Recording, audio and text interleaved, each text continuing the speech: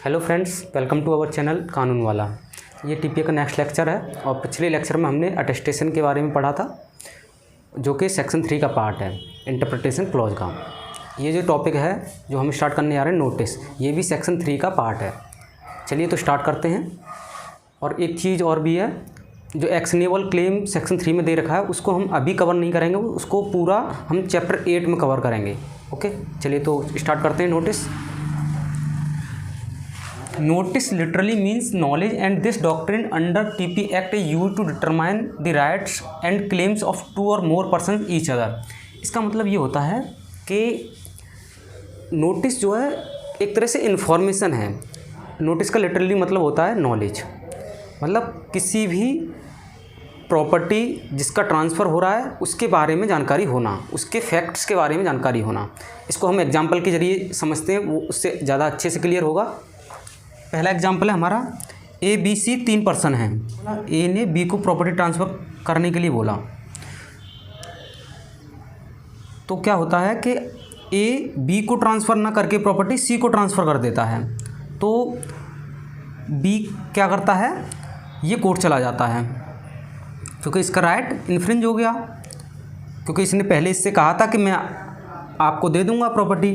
अब क्या होता है, तो उसमें कोर्ट क्या करेगा, दो चीज़ें चेक करेगा कि ये गुड फेथ में है या नहीं, गुड फेथ में या नोटिस है या नहीं। इसको एक तरह से नोटिस ही देख लीजिए, नोटिस कह लीजिए या गुड फेथ के लिए कह लीजिए, नोटिस कह लीजिए या गुड फेथ कह लीजिए, और कंसीडरेशन।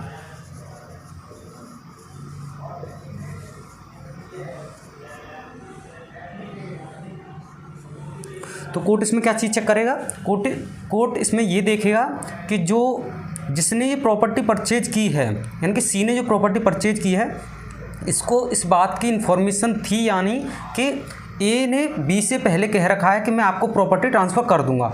अगर इसे इन्फॉर्मेशन थी तो ये प्रॉपर्टी बैक ट्रांसफ़र हो जाएगी ए को ही। अगर इससे इन्फॉर्मेशन नहीं थी तो क्या होगा, तो ये गुड फेथ में आ जाएगा, मतलब इसे नोटिस था, यानी कि इसे नॉलेज थी, यानी कि इसने तो फिर और कंसिडरेशन भी था, तो इसलिए क्या होगा, ये वैलिड ट्रांसफ़र होगा और ये प्रॉपर्टी इसी के पास रहेगी, इसके फेवर में डिसीजन आ जाएगा। अब एक और एग्जांपल देखते हैं, उससे और ज़्यादा क्लियर होगा। जैसे ए एक पर्सन है, ये प्रॉपर्टी का रियल ऑनर है, ये प्रॉपर्टी का रियल ऑनर है, और जो बी पर्सन है वो ऑब्स्टेंसिबल ऑनर है। ऑब्स्टेंसिबल ऑनर का मतलब होता है लुक लाइक ऑनर।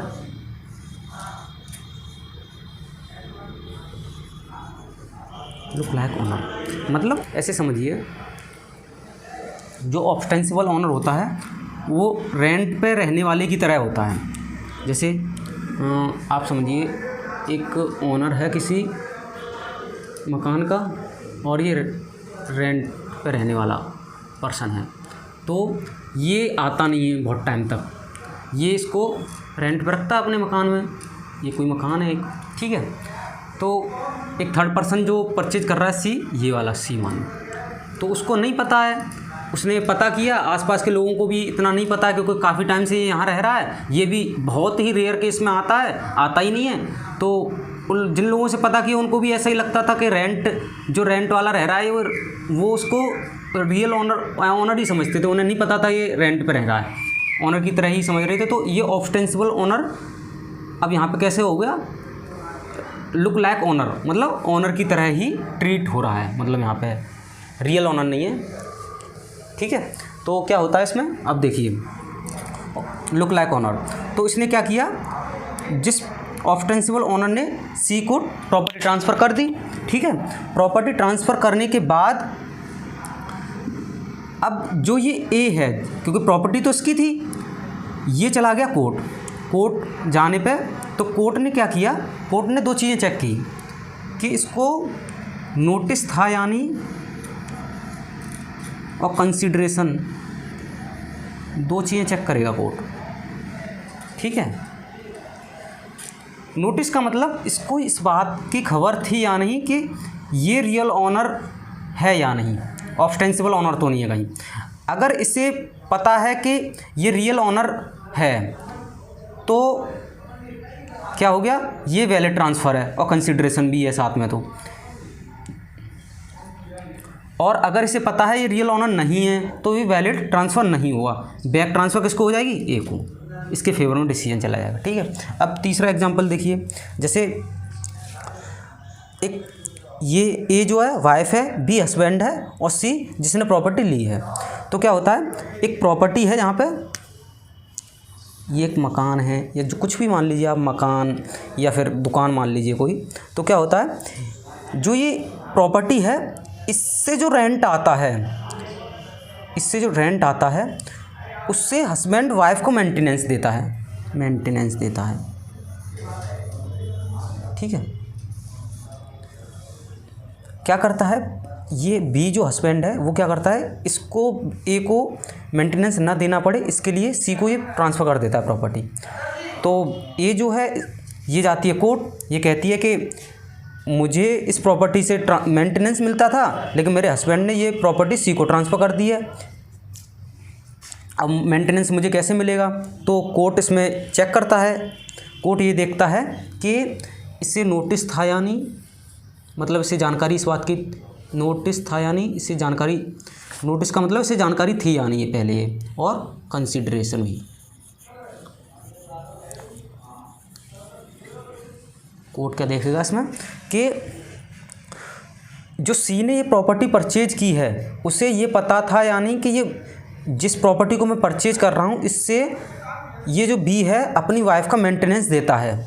अगर उसे पता था कि मेंटेनेंस देता है तो फिर क्या होगा, ये ए के फेवर में चला जाएगा डिसीजन, तो इसको सी को मेंटेनेंस फिर इसे देना पड़ेगा। ठीक है। अगर इसे नहीं पता होता है तो फिर क्या होता है, तो फिर इसे मेंटेनेंस नहीं देना पड़ेगा, ये सी के पास प्रॉपर्टी रहेगी लेकिन इसे मेंटेनेंस नहीं देना पड़ेगा। ठीक है। ओके। अब मैं ये बताता हूँ इसका मतलब हमें नोटिस की ज़रूरत क्यों पड़ती है, आखिर टीपी में नोटिस की ऐसी इम्पोर्टेंस क्या है। इम्पोर्टेंस तब है कि जब जैसे कोई एक पर्सन है, एक ऐसे एग्जांपल से देखिए, एक पर्सन है, इसने बी से कहा था मैं आपको प्रॉपर्टी दे दूँगा, लेकिन बी को ना दे करके वो सी को ट्रांसफ़र कर देता है। तो बी क्या है, इसका राइट का हनन हुआ तो ये कोर्ट चला जाता है। तो ये कोर्ट जाता है और कहता है जो ये प्रॉपर्टी ए मुझे देने वाला था इसने सी को दे दी है। फिर क्या होगा, अब यहाँ क्या होगा, इस सी वाले को इसको ऐसे एविडेंस देने पड़ेंगे जिससे ये पता चले कि इसे पता था या नहीं। अगर इसे पता था ये प्रॉपर्टी इससे देने वाला है तो फिर ये बैक ट्रांसफ़र हो जाएगी। अगर इसे नहीं पता होता है तो फिर कोई दिक्कत नहीं है, फिर तो इसी के पास रहेगी। ठीक है। तो इसके राइट को प्रोटेक्ट करने के लिए ही ये डॉक्ट्रिन यूज होती है, रूल ऑफ इक्विटी। और ये किस पे बेस्ड है, रूल ऑफ इक्विटी पे। ठीक है। अब चलिए अब हम देखते हैं काइंड्स ऑफ नोटिस। नोटिस दो तरह के होते हैं, एक्चुअल नोटिस और कंस्ट्रक्टिव नोटिस। ठीक है। एक्चुअल नोटिस क्या होता है, एक्चुअल नोटिस को हम एक्सप्रेस नोटिस भी कह सकते हैं। ठीक है। अब इसको इन 3 कंडीशन के जरिए समझते हैं एक्चुअल नोटिस को, इसको हम बाद में देखेंगे। पहली कंडीशन है नॉलेज मस्ट बी डेफिनेट, मतलब जैसे जिस ट्रांजैक्शन, जिस प्रॉपर्टी की बात चल रही है वो उसके बारे में जो नॉलेज है, जो फैक्ट हैं वो सही पता होने चाहिए। मतलब र्यूमर नहीं होनी चाहिए, इसमें कोई र्यूमर नहीं होनी चाहिए या फेक न्यूज़ या फेक इन्फॉर्मेशन नहीं होनी चाहिए, वो फेक इन्फॉर्मेशन नहीं होनी चाहिए।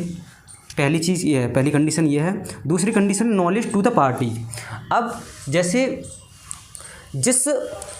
जो पार्टी इस चीज़ को इसको परचेज कर रही है, जो बायर है, जो प्रॉपर्टी को ख़रीद रहा है, उसको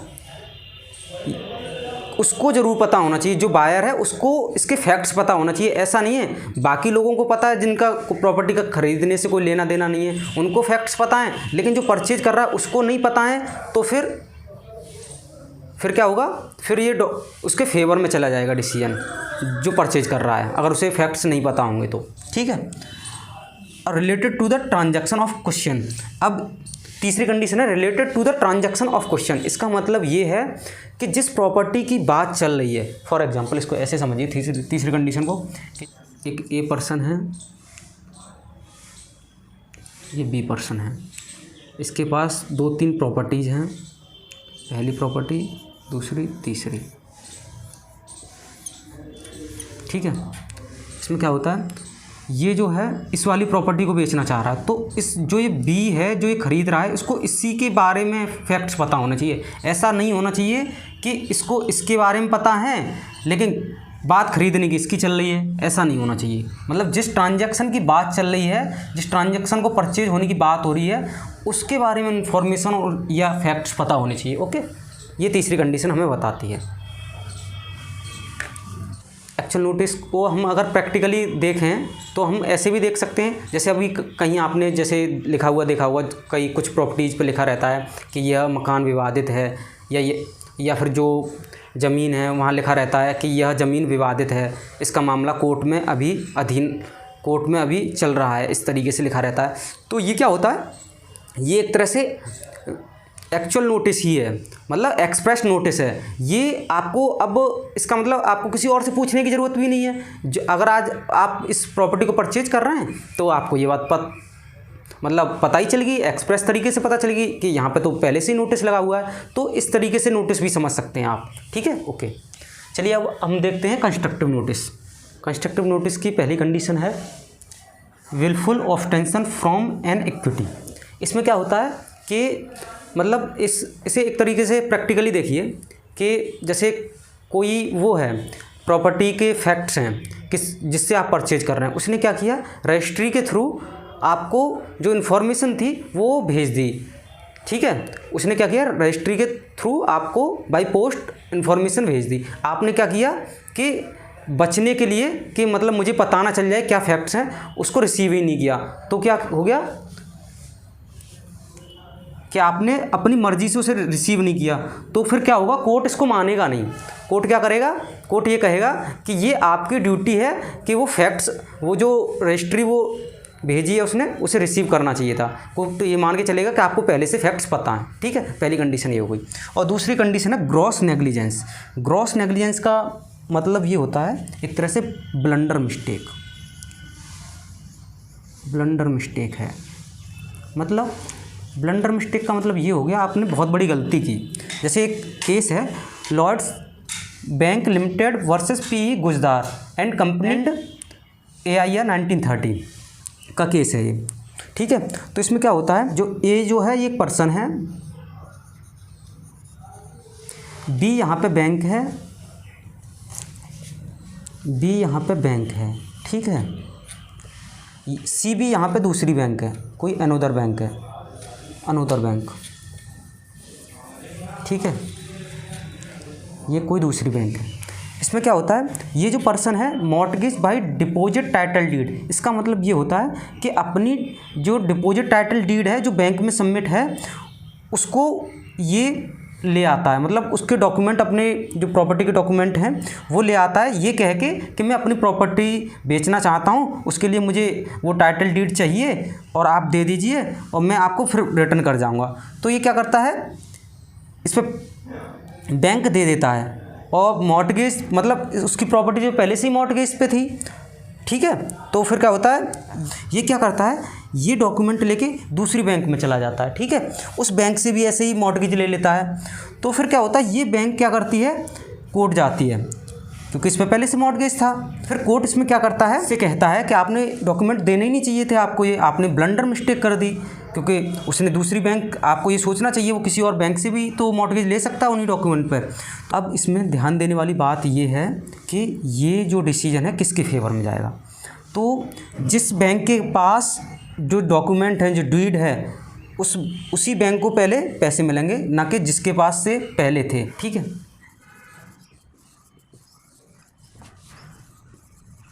अब उसकी तीसरी कंडीशन है रजिस्ट्रेशन ऑफ डीड। इसका मतलब ये है कि जो प्रॉपर्टी परचेज कर रहे हैं, जो बायर है, उसको ये रजिस्ट्रेशन जाके चेक करना चाहिए जिस तहसील में है, जिस ज़िले की तहसील में है, ठीक है। तो आपने सुना होगा ना प्रैक्टिकली कि 20 साल निकलवाया है हमने, 20 साल बोलते हैं, मतलब 20 साल का रिकॉर्ड, 20 साल आयु निकलवाते हैं कि पिछले 20 साल में किस किस के पास इस प्रॉपर्टी की परचेज हुई है या किससे किसको ट्रांसफ़र हुई है, ये उससे 20 साल का रिकॉर्ड निकल आता है। तो ये क्या है, कंपलसरी होता है ड्यू प्रोसेस के थ्रू, मतलब इसमें कोई फ्रॉड तो नहीं हुआ बीच में इसमें वो।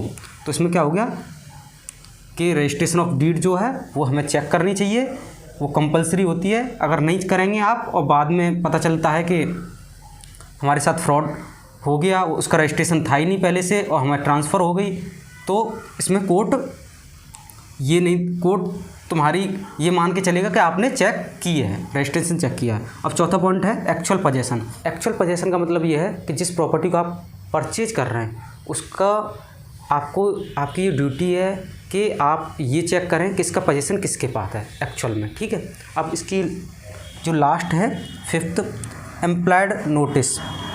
तो इसमें क्या होता है, इसमें ये है कि जैसे इसको हम एक एग्जांपल के ज़रिए समझते हैं कि एक ये ए पर्सन है, ये बी को अपनी प्रॉपर्टी ट्रांसफ़र कर रहा है। बी एक बहुत बड़ा बिजनेसमैन है, ठीक है। इसके 2-3 एजेंट हैं, तो उसने इससे डायरेक्ट नहीं मिल पाता तो क्या करता है, ये इस वाले एजेंट को फैक्ट्स बता देता है, सारे प्रॉपर्टी के ये फैक्ट्स हैं, ये इसको बता देता है कि ऐसे ऐसे फैक्ट्स हैं। बाद में प्रॉपर्टी परचेज हो जाती है, ठीक है, उसमें कोई मिसरिप्रेजेंटेशन नहीं होता है, तो ये कोर्ट मान के चलेगा कि इसको फैक्ट्स पता हैं। बाय द वे इसने इसको नहीं बता के इसको बता दिया और इसका कोई लेना देना है नहीं प्रॉपर्टी ट्रांसफ़र वगैरह से, तो फिर क्या होगा, तो कोर्ट ये मान के चलेगा कि इसको फैक्ट्स नहीं पता है, ठीक है।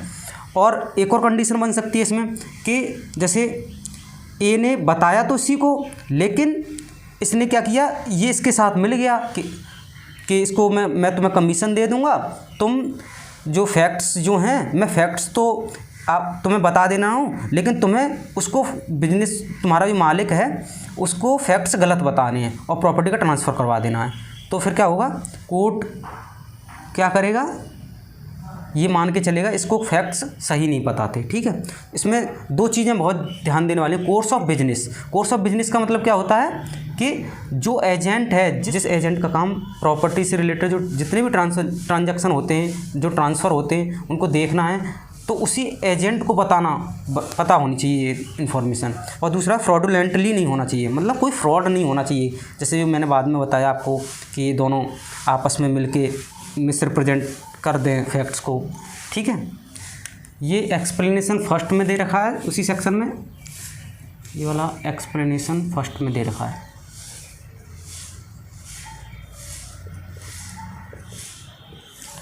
सेक्शन 3 में, ये एक्सप्लेनेशन 2 में दे रखा है।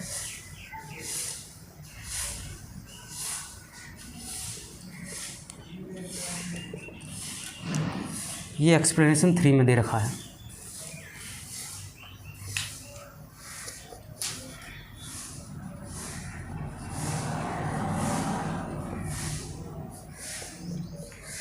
Thank you for watching.